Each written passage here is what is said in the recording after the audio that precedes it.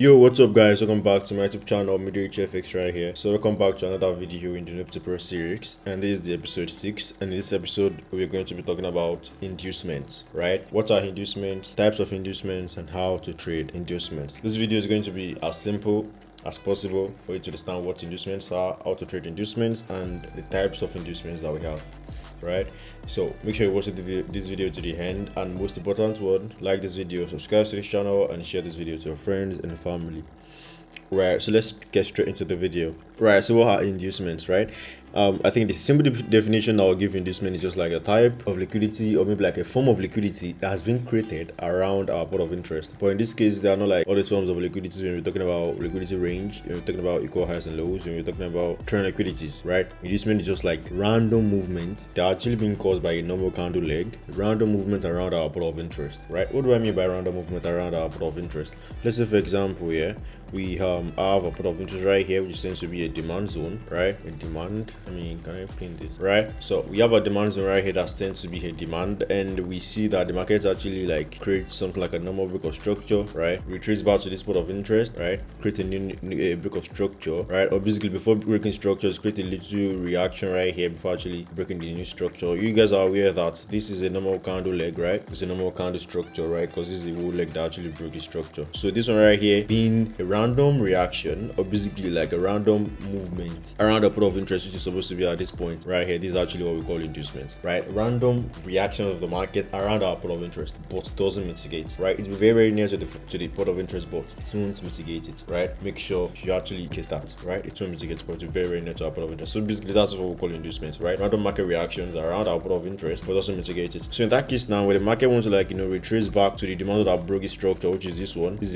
inducement is going to be taken out. After the market take out the inducements, we might likely create another inducement before breaking structure, or any other form of inducement actually, right? But then the inducement will be taken out. The reason why this is being done is because, right, before the market needs to buy, before the market needs to sell, we need to take out a form of liquidity, right? Maybe buy side liquidity or sell side liquidities, right? And basically we have a whole of forms of liquidities, right? But then inducement is just one of them, right? But then we're not really talking about the whole form of liquidity in this video. We're just focusing on inducements, right? So inducement is just one of the forms of liquidities, and it needs to be taken out, or basically the market needs to take out something before it's buy, to take out something before it sell, right? So inducement is just like one of those types of liquidities that the market will take out before it buys or take out before it sell, depending on the scenario or depending on the trend, right? I really hope I make that as simple as possible and you were able to grab it, right? So that's just what inducements are. They're just like random pot of interest, random reactions around our pot of interest that the market tends to take out when it wants to reduce, when it wants to mitigate that point of interest. Do you understand? As simple as that. So now let's get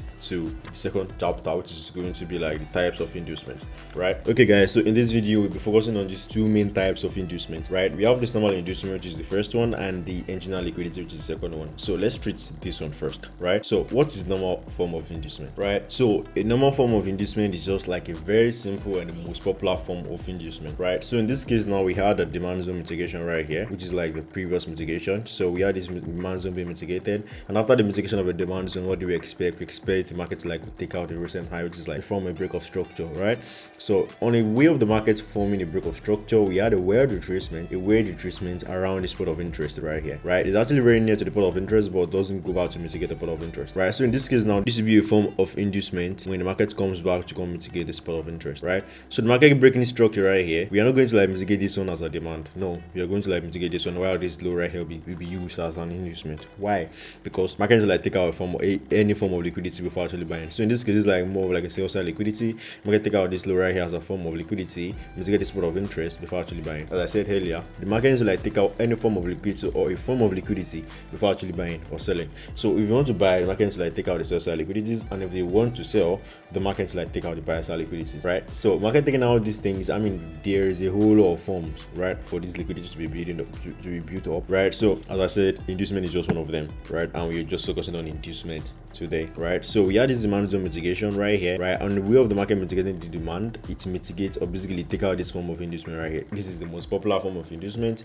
This is just when the market, or before the market breaks structure, it creates a reaction around the pot of interest. It doesn't mitigate the pot of interest initially, but then just create a reaction around it, very near to that pot of interest before actually heading to break the structure, right? And after the break of structure, the market comes straight back down to come mitigate this spot of interest. In that case, during the mitigation or before the mitigation or on the way of the market mitigating that spot of interest, it take out the inducement as a form of liquidity grab before actually continuing buys, right? So after the mitigation right here, we might create the same form of inducement, or we create a new order pattern or a new form of inducement, right? Can be the second one, can be this one, or another forms. But then I really don't want to like talk much on the other ones because this is just like the main types of inducements.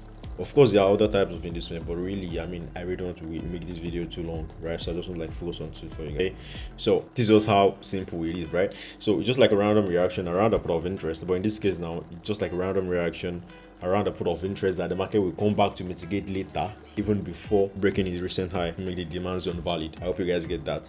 So now let's get to the chart and give you guys a real life example of this normal inducement. So guys, so this is a very perfect example of a normal inducement, right? So now let me break it down for you guys real quick. So you can see in this region we have series of break of structure to the downside. The market is initially bearish, right? So we have the last break of structure, which is this one. But before the market break this structure, we had a weird retracement around the supply zone. It doesn't mitigate the supply, but then it's just like very near to the supply without mitigation, right? Before we led to break the structure. So the market breaking structure now, the market retrace back there, take out this inducement as a form of liquidity, or like, yeah, basically a form of liquidity, and get the supply zone before actually heading back down to break structure. This is a very perfect example of a normal inducement, right? Because we had a reaction around the point of interest even before we break structure of the low that created the supply, right? So this is a very perfect example of normal inducements, right? Random reactions or random retracements around our point of interest before break of structure that doesn't mitigate the point of interest. Let me give you guys another example, right? Because this is a very popular form of inducement. All right, guys. So this is another perfect example of normal form of inducement on Euro USD, right? So we can see right here we had the break of structure of this low right here, and this was supply zone that sponsored the break of structure, right? But then before the market break out of this low, before the market created the break of structure right here, you can see the market retrace right here to form a random reaction around this spot of interest without mitigating it, right? Random reaction near the put of interest, but doesn't mitigate it before heading to break the structure. So the market coming back here to mitigate the suppliers on the inducement is been taken out, right? So this is a form of liquidity. I mean, this is market taking out a form of liquidity before mitigating the put of interest and then head to low to create a new break of structure, right?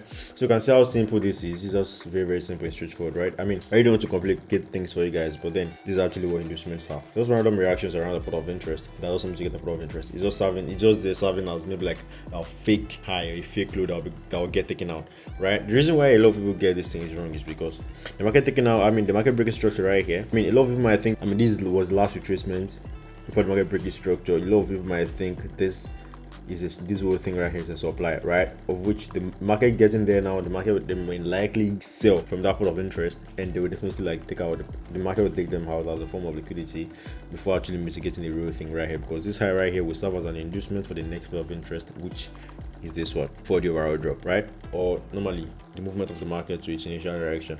So this is another form of this is another example of a normal form of inducement. So now guys, let's talk about the second one, which tends to be the engine liquidity. So guys, engine liquidity is very much popular in gold, XAUSD, right? Though it happens on currency pairs too, but then it's very or way more popular. But let me say it works better more on XAUSD, right? But then let's check it out. What is engine liquidity? Engine liquidity is a form of inducement that the market doesn't create any previous reaction or any previous inducement before actually heading to break structure, but rather create a new inducement for itself when it's on its way to come mitigate a new or the recent spot of interest, right?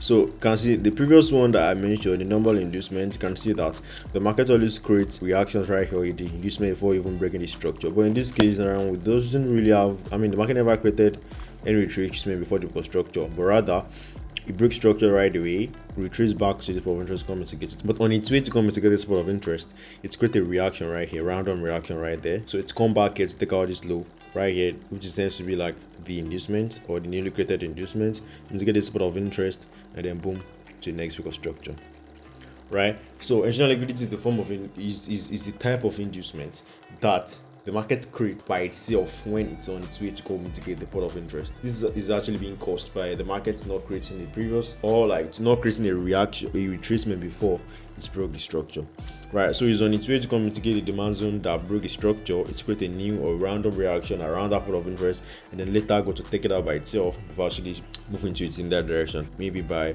or sell, right? So now let's jump into the chart again and see exactly how these things happen in real life.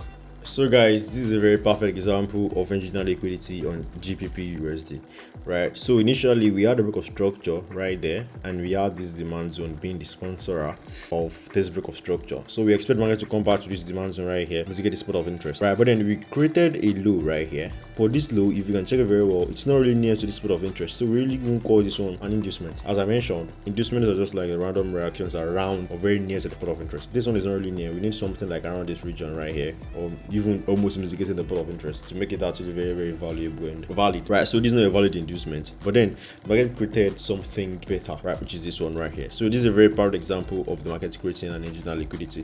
You can check it right here. The market doesn't really recently create a valid inducement, but rather it's created it when it's on its way to come mitigate the spot of interest. So it's come all the way down here, almost mitigating the spot of interest, then retrace back up.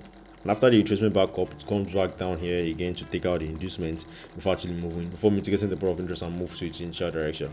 So you can see right here in this case, the market creates a new inducement for itself, which is this one, right? Because it doesn't create a recent or previous form of inducement that will get taken out before the mitigation of the spot of interest. So this is a very perfect example of engine liquidity, and I really hope you guys know exactly how these things works now in real time. Let's go to another page and show you guys. So guys, this is another perfect example of inducement, but in this case we're using a different spot of interest, right? And mind you, it doesn't really matter the types of spot of interest. It might be a supply and demand, it might be a fair value gap, it might be a breakup block, it might be a Q or MR. It can be just any spot of interest, right? But the thing here is inducements must be a random reactions around that part of interest you're using. So in this case, we're using a breakup block, right? I can see right here we have this breakup block being created, right? And the market doesn't really create an inducement immediately after the breakup block. So what do? The market actually broke out of this breakup block right here, come back here to make a retracement around the part of interest, and then moves back up. It doesn't break the structure right there, but then created a form of liquidity which seems to be equal highs or relative equal highs. This is another topic for another day, by the way. So it's created a form of liquidity and comes back here to like take out the form of inducements, mitigate the breakup block, and then broke structure to the downside or go to its initial direction, just bias in this particular scenario, right? So basically these are like the main types of inducements that I would like to talk about in this video, which is the normal inducement and the engine liquidity. As simple as that, right? I actually make this thing very as simple as possible, and I really hope you guys get it. So if you have any questions, make sure you drop it to the comment section. I'll be going through the comments and I'll reply to all the questions that I see there in the comments, right? And I think we're just going to like stop here for today, and I'll see you guys in the next video. But before you go, make sure you subscribe to the channel, like this video, join in my Telegram channel where I drop free setups and signals. The link is in the description. Follow me on Twitter, subscribe to the channel, and share this video to your friends and loved ones. See you guys in the next video. Peace.